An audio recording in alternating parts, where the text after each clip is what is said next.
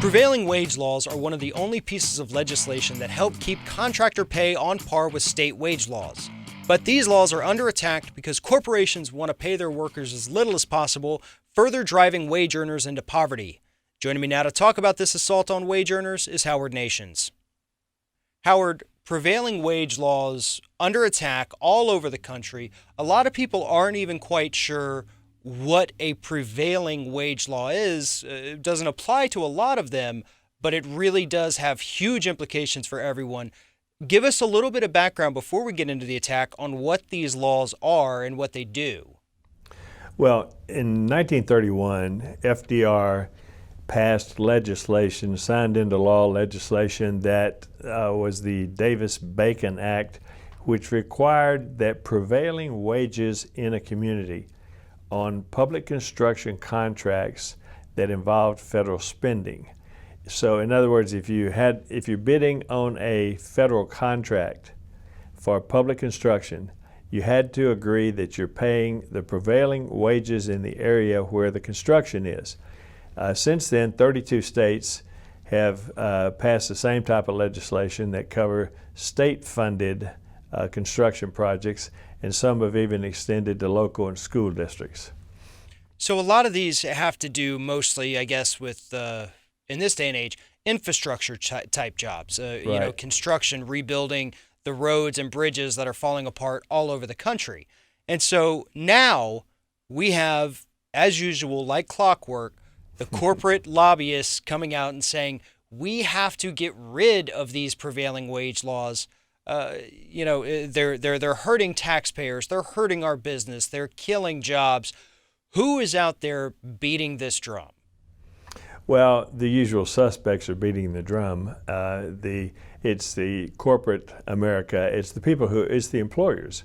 The proponents of the prevailing wage laws say that it prevents contractors from cutting wages to win the lowest bid.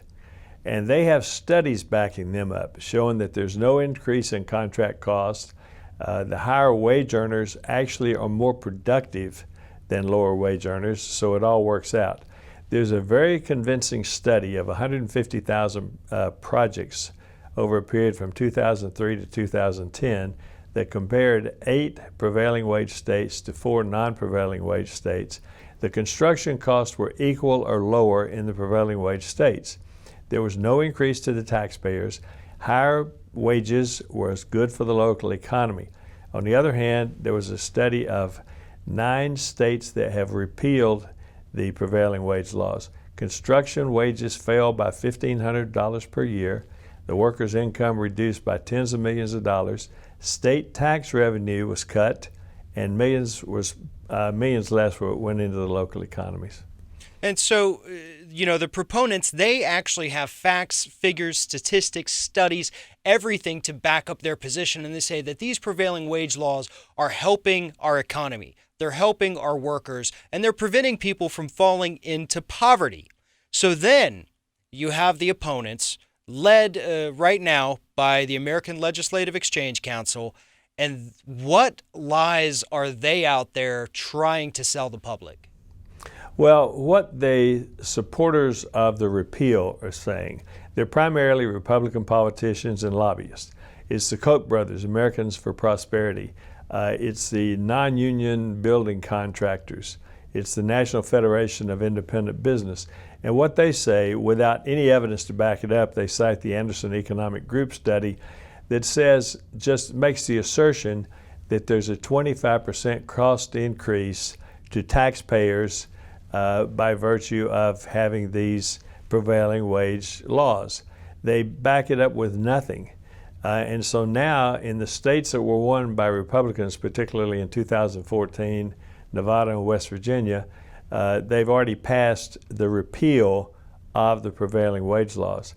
The big battlegrounds right now are in the Midwest, in Michigan, Wisconsin, Indiana, and Missouri. And these are the common factor in those states where they're moving to repeal the prevailing wage laws is that they're all driven by Republican ALEC member politicians. And a lot of these, too, are states where the Republicans believe they don't have anything to worry about. So these are test cases. They want to try it out in states that are, fairly solidly Republican for the most part, and see if that has an effect on, their outcome in the elections. If it doesn't, we can expect to see these sorts of things start popping up all over the country. And, you just pointed out, these are ALEC-backed governments in these states.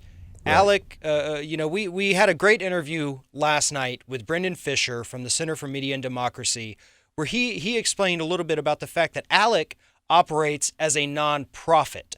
So that's amazing. Everything that they do, they're doing on the taxpayers' dimes, because all this corporate money that funds them is a tax write-off for these corporations. So knowing that ALEC is using our money to go out there and destroy wage laws, destroy environmental protections, destroy everything, what do we do? How do we fight what they're doing? And more importantly, do we even know what ALEC is out there doing every day? Well, let's look behind the curtain on ALEC. ALEC is the American Legislative Exchange Council. It's an organization of 2,000 state legislative members, state legislative representatives who belong to this organization. In addition, there are more than 300 corporate members. The corporate reps vote as equals with the elected legislative members on 9 task force, where they vote on model legislation such as what's currently being pushed as the repeal of the prevailing wage laws. The state legislators pay $50 per year in dues. 98% of the funding is done by the corporate members, as you say, with tax-deductible dollars. ALEC members benefit because, for example, Bayer, Reynolds are both ALEC members. They push legislation, they create model legislation, they vote with legislators on model legislation for tort reform, for example, on product liability laws that stops the American citizens a right to sue if they're damaged by dangerous products that are produced by these very same members. Why would legislative members support model bills that are corporate giveaways to global firms that are outside their districts? It's because the legislators and their families receive all expense-paid vacations that most of them certainly couldn't normally afford. They get the opportunity to meet corporate lobbyists who will fill their campaign coffers when the time comes. The only requirement for all this is that they have to sell out the voters that elected them. So, Howard, we're coming up on a massive election year. We do not have an incumbent president. Republicans and Democrats alike are hoping for massive voter turnout. And so with these prevailing wage laws in general under attack, does this help or hurt the Republicans, or does it matter?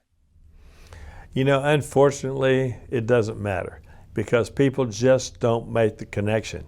They don't make the connection that it's only after you get Republicans in charge of the state legislature that you get things like repeal of prevailing wage laws, that you get all of these model corporate acts that are purely written by corporate lobbyists in conjunction with these legislative lapdogs that are also members of ALEC.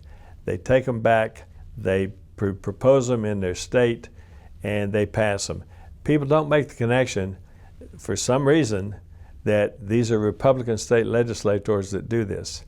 And they sell the idea that this is anti-union legislation because there are a lot of hard feelings against unions.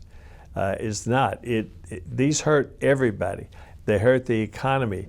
They reduce state revenue. They reduce the overall income level for the construction workers. But people don't make the connection that this is a combination of Republican politicians and corporate lobbyists that's driving this.